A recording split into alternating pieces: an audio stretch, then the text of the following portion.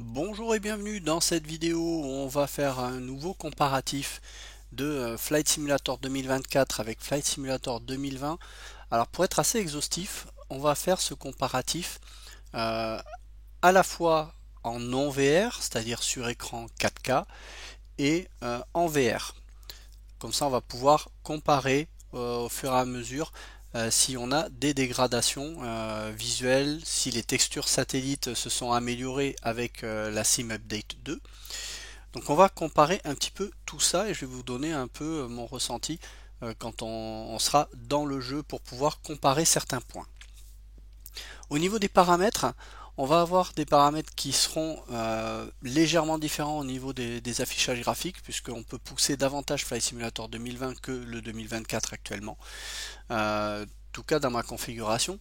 Donc pour présenter déjà ma configuration, je suis sur au processeur un AMD 9600X avec 32 Go de mémoire. Et en carte graphique, j'ai une RTX 4070 Ti Super qui a 16 Go de VRAM. Donc on va voir que ce paramètre-là est quand même assez important. Au niveau des paramètres du casque VR, donc j'utilise le Pimax Crystal Light. En ce qui concerne le taux de rafraîchissement, au niveau du taux de rafraîchissement, j'ai mis du auto en 50 Hz, c'est ce qui fonctionne très bien chez moi. Et le refresh rate, je suis descendu à 72 Hz. Plus on descend le refresh rate, et mieux c'est, hein, on va le voir sur Flight Simulator 2024. Hein, et même là, on verra, ça va pas suffire. Voilà. Et j'ai des paramètres qui sont assez similaires au niveau du rendu de qualité. Donc si vous regardez sur les paramètres de Flight Simulator 2020, je suis un rendu qualité qui est personnalisé en 0.85 et le lock to half frame rate qui est activé, ce qui veut dire qu'on est en 72 Hz. On va essayer de maintenir euh, un affichage de 36 fps sur Flight Simulator. Pour Flight Simulator 2024, même paramètre de rendu qualité et pareil avec le lock to half frame rate pour avoir à peu près le même nombre d'images par seconde, mais on verra dans Flight Simulator les paramètres seront quand même assez différents. Donc voilà pour les paramètres de ce test. Et donc on va se retrouver dans le simulateur pour pouvoir faire un comparatif. Donc on commencera par Flight Simulator 2024 en non VR. On fera ensuite Flight Simulator 2024 en VR pour vraiment comparer si on a un gros changement en termes de qualité. Ensuite on fera Flight Simulator 2020 en non VR et Flight Simulator 2020 pardon, en VR. Alors on est dans Flight Simulator 2024, comme vous pouvez le voir j'ai mis le mode développeur pour pouvoir afficher le nombre d'images par seconde, comme ça on va pouvoir surveiller l'utilisation notamment de la VRAM et voir les paramètres. Donc pour simplifier, tant que ça reste en haut vert en haut à droite c'est que c'est bon, dès que ça reste au rouge on commence à être un peu limité. Voilà. Donc on analysera ça justement en vol. Donc on va passer un petit peu sur les menus, donc les paramètres, que vous voyez un peu les paramètres que j'ai dans Flight Simulator 2024. On va commencer par les paramètres en non VR. Donc le DLSS en mode performance, là on passe tous ces paramètres, on va regarder les qualités de rendu global, les qualités en détail. Niveau du terrain à 400, c'est le max. Voilà, en non VR, je peux les utiliser et pratiquement tous les autres paramètres sont en ultra. Voilà, pour autant dire que avec la 4070 Ti Super, on peut vraiment tout pousser à fond, même le ray tracing. Tout passe vraiment nickel. On verra qu'on a suffisamment de FPS dès l'instant où on ne fait pas de la VR. Les paramètres VR, là on va voir que c'est un peu différent. Voilà, donc vous voyez un peu déjà les paramètres. On a le rendu fovéal qui est activé. Les paramètres dynamiques aussi qui vont pouvoir manager un petit peu le nombre d'images par seconde et le niveau du terrain déjà qui est en dessous. Mais ça, comme c'est géré automatiquement, ça veut pas forcément trop rien dire, trop dire grand chose. Mais tout est quasiment en bas intermédiaire parce que vous allez voir que la VR, ça pompe quand même pas mal. Donc on va lancer un petit vol libre avec un petit Piper Cub, hein, un petit avion simple, donc on va pas très vite. et on va aller sur le petit terrain d'Itsasu, sur lequel je vous ai déjà emmené, qui est un peu un petit baromètre quand je teste un peu mes paramètres, même si c'est pas une des régions les plus stressantes en termes de performance, puisque il n'y a pas de photogrammétrie, mais néanmoins il y a un peu de montagne, il y a de la verdure, et voilà. Donc on va lancer un petit vol tranquille comme ça, et on va se retrouver dans quelques instants dans le simulateur. Alors on est dans le cockpit de notre petit Piper, on va décoller tranquillement, hein. On regarde un petit peu autour, on voit qu'on a des petites barrières, on voit un peu les montagnes, les arbres, on va décoller. On voit déjà qu'on est dans le rouge, hein, on est à 80 images par seconde, hein, parce que en termes de FPS c'est quand même plutôt bon. Mais pourquoi on est dans le rouge? Ben ça on va le voir un petit peu en l'air. Voilà. Donc on décolle, on voit le paysage, c'est quand même relativement beau. On a des arbres qui sont quand même très grands, hein. On comparera ça avec Flight Simulator 2020 tout à l'heure. Et on a des images satellites, ça va, c'est correct, mais on sent quand même que les champs, ça doit être un petit peu retravaillé par l'IA, hein. Voilà. Il va falloir regarder un petit peu les routes et voir la précision que l'on a sur les routes. Donc on va faire à peu près le même circuit, on va tourner ici un peu à gauche, faire une sorte de petite vente arrière main gauche à Itsasu pour remonter un petit peu la petite vallée. On regarde un petit peu les montagnes autour, on voit que c'est plutôt net, c'est quand même pas mal. Beaucoup d'arbres, hein, on voit des arbres quand même jusqu'à des grandes distances, donc ça c'est quand même pas mal. Mais moi j'ai le sentiment qu'on voit beaucoup d'arbres. Voilà, les arbres étant très grands, ça masque un petit peu la visibilité de certaines villes, je trouve. Si on regarde un petit peu la route qui est juste sur notre côté, là, qu'on remonte, on voit pas forcément tous les détails. Voilà. On voit que les champs, il y a des textures qui sont rajoutées dessus. Ça n'a pas l'air d'être des textures qui viennent des images satellites. Voilà. Et quand on regarde la ville, bon, on arrive à voir un peu de détails, un petit peu des lignes blanches, mais voilà, c'est pas parfait. On voit quand même un peu des détails, mais ça pourrait être mieux et je pense que sur Flight Simulator 2020 c'est mieux. On verra ça justement tout à l'heure.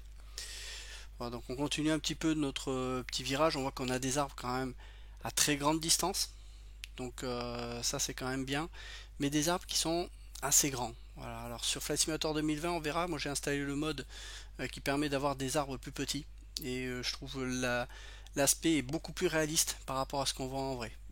Dysfonctionnement des volets, ils sont rentrés les volets. Donc bon, il y a encore des petits défauts comme ça. Voilà. Sinon, visuellement, c'est plutôt joli, même si les arbres sont un peu trop verts et ils sont un peu trop présents. Je trouve que ça couvre un petit peu trop de terrain. Mais globalement, les champs, c'est plutôt joli. On est en 4K, hein, donc c'est quand même une belle qualité d'image. Et là, si on regarde la montagne qui est juste dans nos 10h, 11h, hein, on a quand même des arbres qui montent pas mal. Mais les textures, si on regarde la montagne qui est juste dans nos 9h, là, c'est pas mal, mais ça pourrait être mieux. Voilà. Voilà. Et on voit Sugaramurdi qui est un peu plus à nos 11h. C'est joli. C'est joli, ça me donne pas une impression qui est aussi fantastique que sur Flight Simulator 2020. On verra un peu le ressenti que j'aurai vraiment après. Mais pour l'instant, voilà, c'est correct.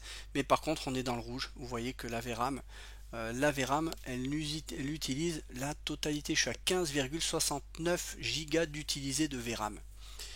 Et ça, c'est pas bon. C'est que ça va pas du tout. Alors, même test, mais cette fois en VR. Alors déjà le rendu en 3 dimensions est quand même très chouette. On a vraiment une impression 3D qui est vraiment excellente. Ça c'est vraiment le propre de la VR, c'est plaisant. Donc on va décoller. On est toujours dans le rouge, hein. On voit qu'on a toujours 15,69 Go de VRAM qui est utilisé. Je rappelle que ma carte graphique elle a 16 Go.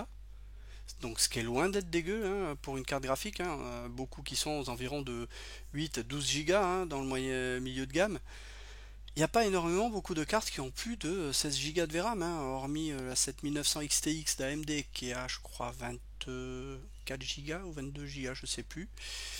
Derrière, vous avez uniquement la 4090 et la 5090 qui doivent être, elles, à 32 Go. Et même la 5080 qui est sortie, elle est à 16 Go de VRAM, donc elle a la même VRAM que ma 4070 Ti Super. Donc bah, elle aussi, la 5080, elle serait surchargée, ce qui est quand même un comble. Alors visuellement, on sent très nettement une grosse dégradation en VRR par rapport à ce que l'on a sur un écran 4K. Déjà, la texture des images satellites, elle est fortement dégradée, les routes sont très floues. Je ne discerne, pour ainsi dire, pratiquement pas les lignes blanches, chose que je pouvais voir en 4K. Et surtout, là, quand vous regardez devant, c'est regarder la distance à laquelle apparaissent les arbres. On a à peu près, j'estime à peu près 5 km où on a des arbres, et au-delà de 5 km, eh ben, on n'en a plus. Et là, on voit une montagne qui est en face de nous, pratiquement à nu, où il n'y a pas d'arbres, et on voit que les textures des images satellites sont très dégradées, quoi. Donc là, vraiment, c'est extrêmement visible. On voit vraiment les montagnes, même sur la droite, les textures, c'est vraiment moche. C'est ce que je reproche justement à Flight Simulator 2024 depuis que je l'ai, hein, depuis qu'il est sorti, c'est cette dégradation très forte des textures. Alors est-ce que c'est lié à la surcharge de la VRAM? Peut-être, ça je ne saurais pas le dire. Est-ce que c'est lié à de la mauvaise optimisation? Là encore, j'ai pas la réponse, mais c'est quand même flagrant là quand on voit la distance d'affichage des arbres. Ben, on a une distance qui est extrêmement limitée en VR, donc on voit que ben, l'ordinateur il limite fortement la distance d'affichage des arbres et il limite également fortement la résolution des images satellites. Alors en 4K qu'on avait tout à l'heure, c'était pas aussi flagrant. Euh, on sentait une certaine dégradation par rapport à Flight Simulator 2020. Déjà, je l'annonce. Néanmoins, euh, ça restait quand même correct. Sachant que l'IA fait un peu ce travail d'améliorer les rochers, d'améliorer les champs. Donc en 4K, surtout que j'ai un écran qui est quand même 42 pouces, c'est très agréable. Mais en VR, là on voit clairement que on est très en dessous au niveau de la qualité graphique, hein. Ça, il n'y a pas photo. Si on regarde la montagne, ben là vous voyez hein, la montagne dans le 11 heures là qu'on a vu tout à l'heure, ben on voit que les arbres, là on n'en voit même pas des arbres. C'est-à-dire qu'on n'est pas encore suffisamment proche pour qu'on puisse voir les arbres s'afficher. On va les voir s'afficher quand on va s'en approcher. Mais pour l'instant, ben, on a une montagne qui est très à nu. Voilà, c'est ce qui est un peu déroutant, un peu décevant par rapport à ça. Maintenant, on va pouvoir passer sur Flight Simulator 2020. Alors, comme tout à l'heure, dans Flight Simulator 2020, on va aller voir un peu les paramètres graphiques. J'ai mis également le mode développeur pour voir le nombre d'images par seconde. Donc, en non VR, bon, on est bah, tout à fond, hein, quasiment, même si on est avec le DLSS. Tout est en ultra haute qualité. Le niveau du détail du terrain, il est en dessous, mais comme j'utilise Auto FPS qui va réguler tout ça, ben en fait il va gérer le paramètre en fonction. Mais sinon tout est à fond quand on est en non VR. En VR, eh ben, on est quand même déjà beaucoup mieux, hein. On a quand même des paramètres qui sont en haut, vous allez le voir. Certains qui sont un peu en faible, j'ai baissé les nuages, et sinon tous les autres paramètres sont relativement élevés. Est-ce que ça va participer à cette amélioration d'image que l'on note toujours avec Flight Simulator 2020? C'est possible, mais on va pouvoir voir également les paramètres graphiques. Est-ce que la VRAM va être saturée ou pas? Donc voilà, vous avez déjà un peu les paramètres. Donc on va lancer pareil, même vol, on va partir également d'Itsasu. Sur Itsasu, on va décoller par là, on va prendre également même type d'avion, hein, histoire d'avoir à peu près les mêmes perfos de vitesse pour avoir une idée des chargements des textures qui soient assez similaires, qu'on ait à peu près des mêmes comparatifs, même si on a des paramètres graphiques qui sont plus élevés.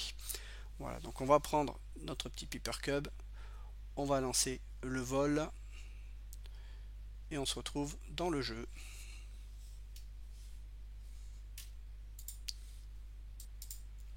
Alors nous voici dans Flight Simulator 2020 en non VR, donc en 4K. Bon, on voit déjà que le terrain, il y a un peu moins de détails, hein. Le relief également, il y avait un peu plus de détails du relief. Donc on voit vraiment l'amélioration de 2024 sur le relief, hein, au niveau des, de la précision du relief. Sinon, quand on regarde à l'extérieur, vous allez voir, c'est quand même très propre. On a beaucoup moins d'arbres, du moins cette sensation d'avoir des arbres immenses, hein, c'est beaucoup moins flagrant. Et vraiment, c'est magnifique. Là, on voit quand même qu'on a aussi un beau relief, hein, même si c'est un peu moins détaillé que le 2024. Mais si on regarde les montagnes, on a des arbres qui sont plus petits, c'est beaucoup plus réaliste. Visuellement, à l'œil nu, c'est beaucoup plus propre. Les textures au sol, on voit qu'il y a nettement un niveau au-dessus. Par rapport à Flight Simulator 2024, c'est bien plus détaillé, ça c'est vraiment flagrant. Et si on compare même la même chose, c'est-à-dire en non VR, hein, c'est beaucoup plus propre. Alors, on a des arbres qui sont à des couleurs parfois un peu vert fluo, mais on n'a pas des arbres qui sont que d'une seule couleur comme on a levé sur 2024. On n'a qu'une seule couleur d'arbre. Là, on a des couleurs qui sont un peu plus variées, ce qui fait que ça ajoute un peu plus de diversité au niveau des arbres. Les arbres en distance, on en a à perte de vue. Vraiment, comme sur 2024, c'est assez flagrant.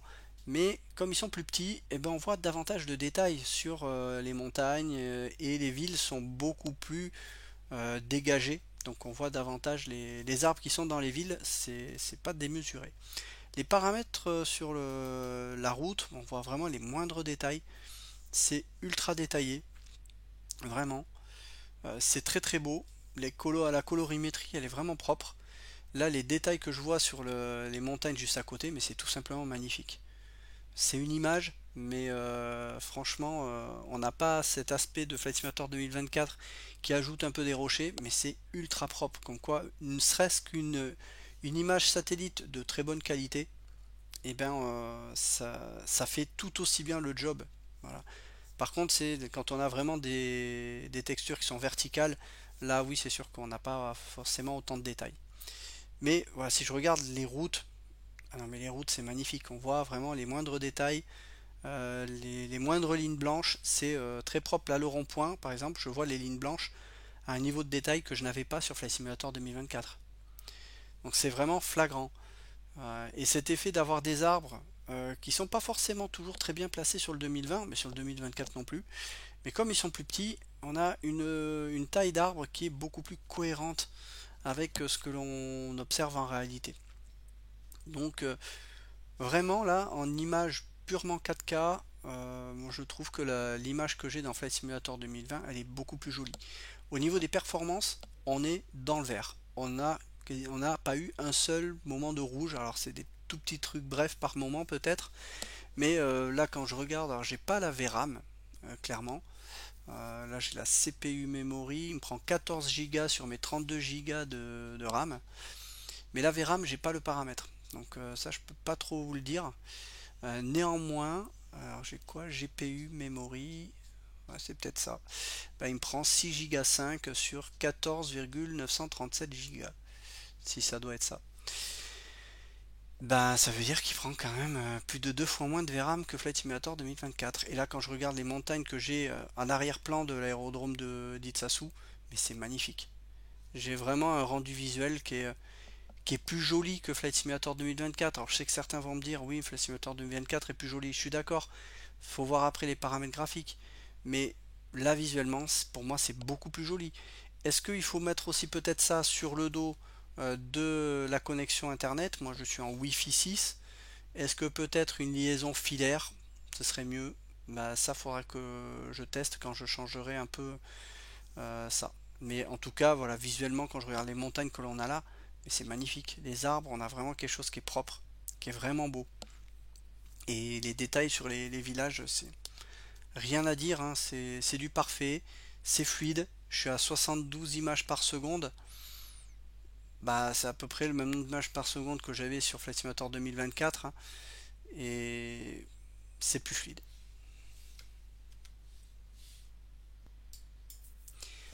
Alors maintenant on est sur sur 2020 avec la VR.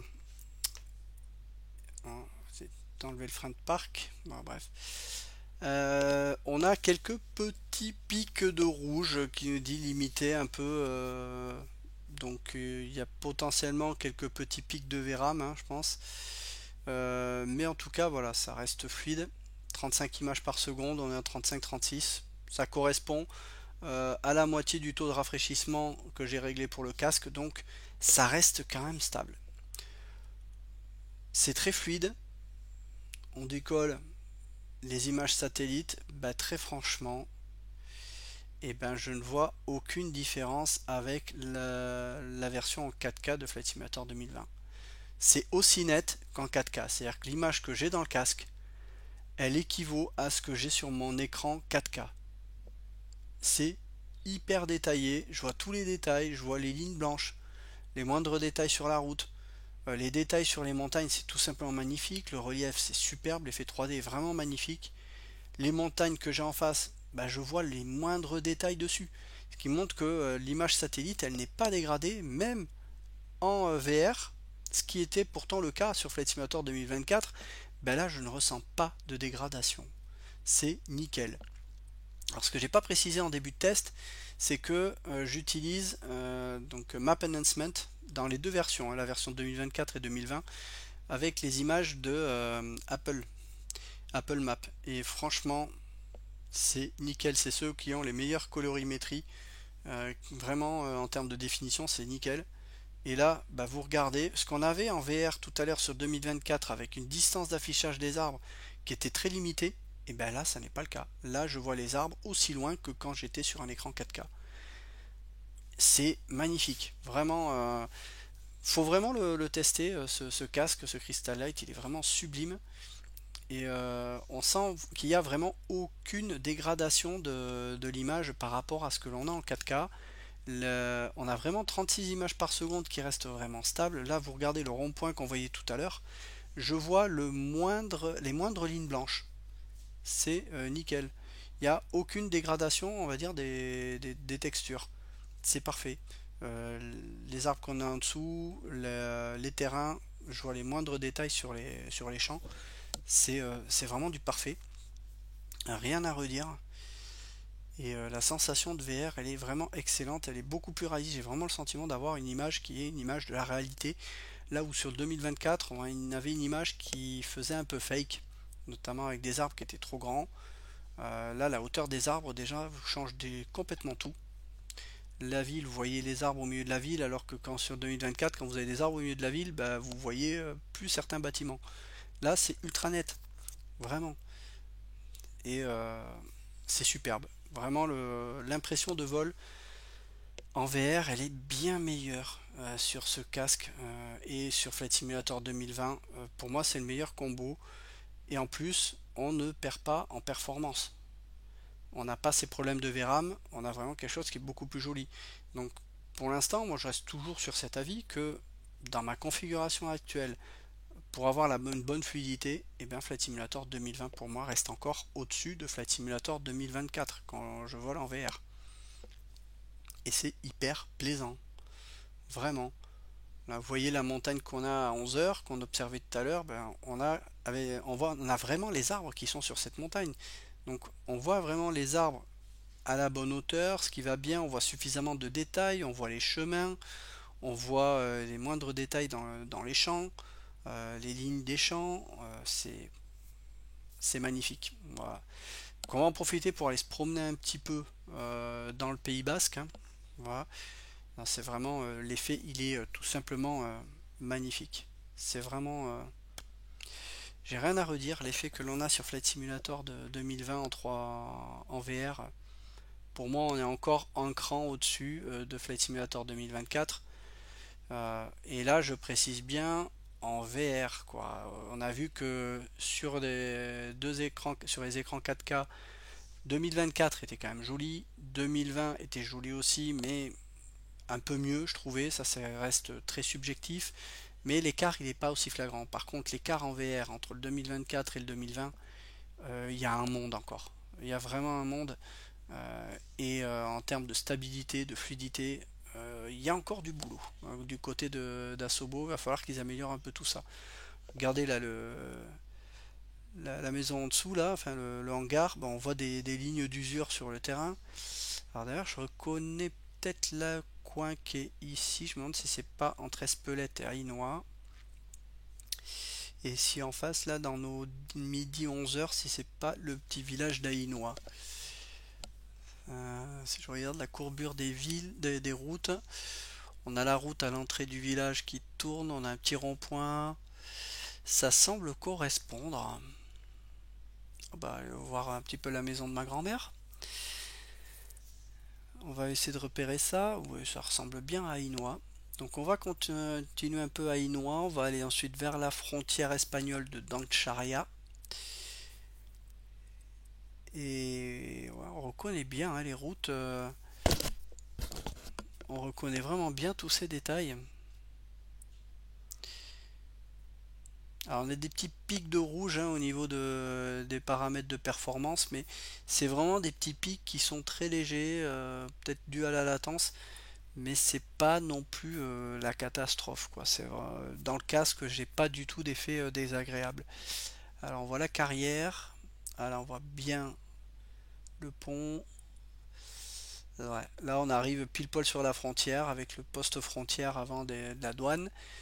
Les Benta avec la Pichouri, on reconnaît très très bien hein, avec les grands parkings. Et on va remonter un petit peu la route, revenir un peu sur le côté français pour aller voir un peu la maison de ma grand-mère qui doit être pas loin de la carrière. Donc on remonte, faut remonter un peu la route et reconnaître. Et on voit la maison. Ouais, je vois la maison avec le chemin qui descend, la petite place carrée juste devant la maison. Ouais, on est pile poil au-dessus là. Et ouais, on reconnaît vraiment bien. Vraiment, vraiment.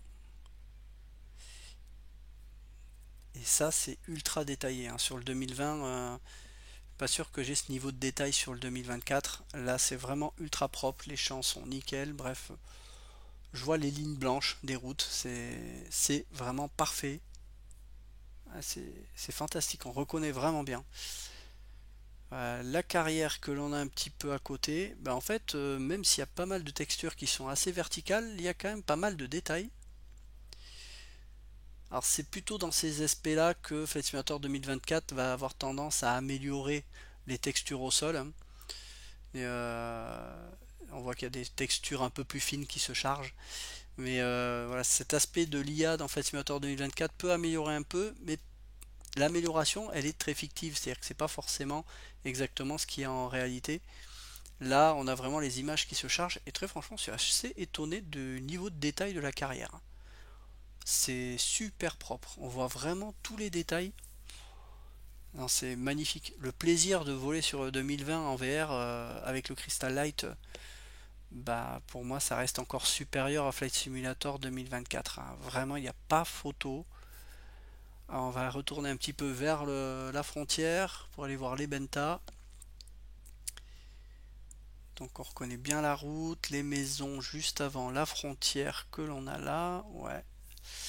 On voit le grand parking de la Pichouri. Le pont là qui est également juste de l'autre côté de la frontière. Non, c'est vraiment, on reconnaît tout. Hein. C'est vraiment bluffant. Voilà, on voit toutes les bentas, les parkings. Ouais, là, on remonte un petit peu le côté espagnol. Hein. On arrive sur la Benta Peyo pour ceux qui connaissent. Hein. Voilà, c'est le double bâtiment que vous avez là, c'est la Benta Peyo. Voilà, on va pas aller aussi loin, on va faire demi-tour un petit peu au bout là. Mais on reconnaît vraiment bien. Hein. C'est vraiment beau. Alors là, la rivière mériterait d'être un petit peu mieux, quoi. Bon, ça reste un détail. Il y a beaucoup de voitures. C'est vrai que j'avais quand même pas mal activé le trafic routier. Il y a beaucoup de voitures. Bon, elles roulent très vite. Hein. Ils sont tous à fond. Là. On a l'impression qu'on est sur un rallye. Ouais, ouais, il se rentre un peu dedans. Bon, ça reste de l'animation fictive, mais ça, je vous garantis que d'avoir du trafic routier quand vous êtes en vol à vue en réel, ben, quand vous avez des voitures qui se déplacent à 90 degrés de vous, notamment sur des autoroutes ou voire des camions, je peux vous garantir que c'est un super repère pour repérer des autoroutes. Donc d'avoir les déplacements des voitures, c'est un côté qui est sympa, même s'il est un peu chaotique. Hein. On voit qu'ils font des demi-tours sur les ronds-points. Hop, j'ai un petit freeze. La prise de rond-point est assez particulière, ça les prend dans les deux sens, mais bon. Voilà. Mais c'est plutôt sympa, on voit qu'il n'y a pas tous les bâtiments qui sont générés, mais c'est propre. C'est vraiment propre. Voilà. On revient un petit peu du côté français, du côté du maison de ma grand-mère. Voilà, là on arrive quasiment juste au-dessus. Là on voit vraiment bien la maison. C'est super chouette. Et la carrière, on va la repasser un petit peu à plus basse altitude, voir si on voit toujours autant de détails. Ah ouais, non, elle est super bien détaillée. C'est vraiment propre. C'est vraiment vraiment beau. Alors vraiment ce simulateur, pour moi Flight Simulator 2020, il n'est pas du tout dépassé, hein. Vraiment pas du tout. Quand je vois ce niveau graphique, on n'a pas besoin de beaucoup plus, hein. Voilà, ils ont voulu rajouter de l'IA, de la gestion un peu plus sur certains aspects, alors que moi je trouve que déjà le simulateur il est déjà fantastique. Et en l'améliorant un tout petit peu, on a déjà quelque chose qui est même parfait, qui est quasi parfait, vraiment. Donc voilà pour ce comparatif. Donc pour moi c'est sans appel, hein. Flight Simulator 2020 reste bien plus beau à jouer, particulièrement en VR. C'est moins le cas sur écran où le gap est moins important et donc je comprends que certains sont pas forcément d'accord à ce que je peux dire, mais en VR je peux le confirmer. À bientôt.